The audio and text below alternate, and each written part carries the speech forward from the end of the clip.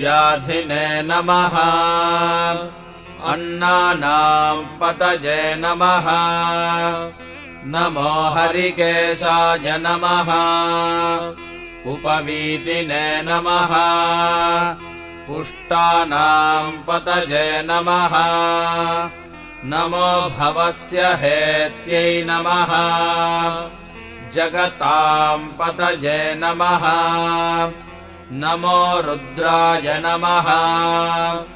आतताविने नमः क्षेत्राणां पतये नमः नमः सूताय नमः अहन्त्याय नमः वनानां पतये नमः नमो रोहिताय नमः स्थपतये नमः वृक्षाणां